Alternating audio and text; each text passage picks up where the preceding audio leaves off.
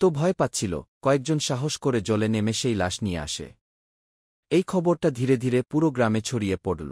আশেপাশের গ্রাম থেকে লোকজনেরা এসে ওই পুকুরটাকে দেখতে লাগল। কয়েকজন এই বাকি ঘটনাগুলোর জন্য পুকুরটাকে দায়ী করল। তাদের মতে এই পুরো ঘটনার পেছনে পুকুরটার কিছু যোগসূত্র আছে।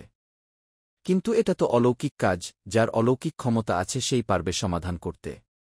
অনেক তান্ত্রিক, ওঝা, সন্ন্যাসীদেরকে বলা হলো এর সমাধানের জন্য, কিন্তু তারা কেউ রাজি হলেন না। শেষমেশ এক তান্ত্রিক রাজি হলেন। তিনি বললেন তাকে যদি মোটা অঙ্কের টাকা দেওয়া হয় তবে সে কাজটা করে দেবে। ইতিমধ্যে খবর এলো রতন নাকি মারা গেছে। কয়েকদিন জ্বরে ভুগছিল, জ্বরের ঘোরে ভুলভাল বকছিল, তারপর একসময় সে মারা যায়। এই ব্যাপারটায় গ্রামবাসীরা মর্মাহত হয়, তাই ওই তান্ত্রিককে অনুরোধ করে দ্রুত এই পুকুর থেকে অলৌকিক শক্তি তাড়ানোর কাজ শুরু করতে।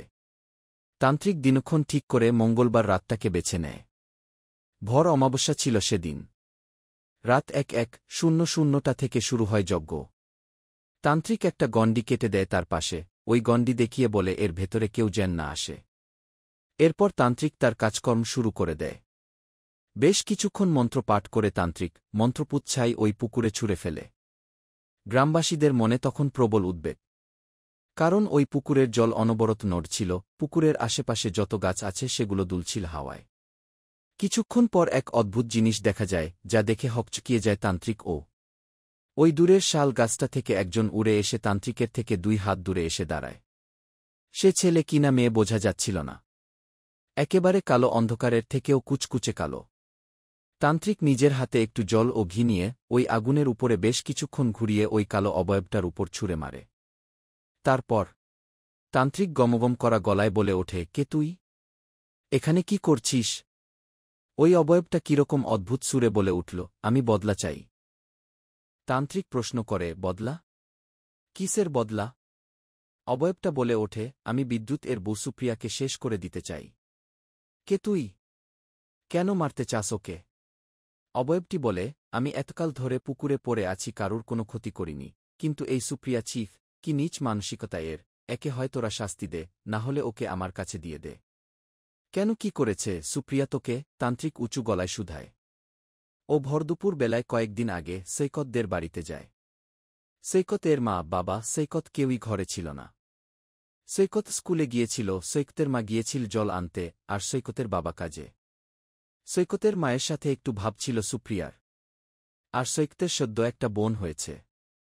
সৈকতের বাড়িতে গিয়ে কাউকে না দেখে সুপ্রিয়া সৈকতের বোনের সাথে খেলতে থাকে। কোলে নিয়ে ওইটুকু ছোট মেয়েটাকে নিয়ে কি নাচন কোদন। কিন্তু হঠাৎ হাত ফসকে মাটিতে পড়ে যায় সৈকতের বোন। এদিকে সৈকতের মাও ঘরের দিকে আসতে থাকে। ওই বাচ্চা মেয়েটার মধ্যে কোনো হেলদোল না দেখে অপরাধের ভয়ে ওই ছোট মেয়েটাকে ভর দুপুরে নিয়ে আসে পুকুর পাড়ে। বাচ্চাটাকে নিয়ে পুকুরের শেষ প্রান্তে গিয়ে ভাসিয়ে দেয় একটা ড্রামের মধ্যে করে। আর ড্রামটার সাথে ইট বোঝাই করা কয়েকটা বস্তা বেঁধে দেয়। চিট বিবেকে বাঁধেনি ওই সুপ্রিয়ার। ও দাদা, দাদা! কি হলো ও দাদা, শরবত নেবে নাকি? একেবারে ধর্মর করে উঠলাম।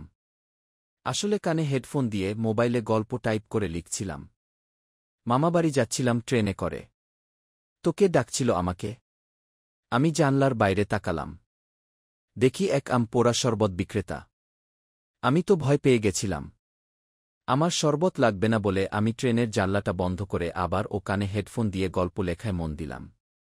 তারপরই আমার পিলে চমকে গেল। এটা কিভাবে সম্ভব?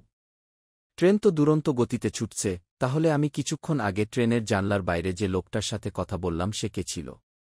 সেদিন আমার আর গল্পটা লেখা হয়ে উঠল না।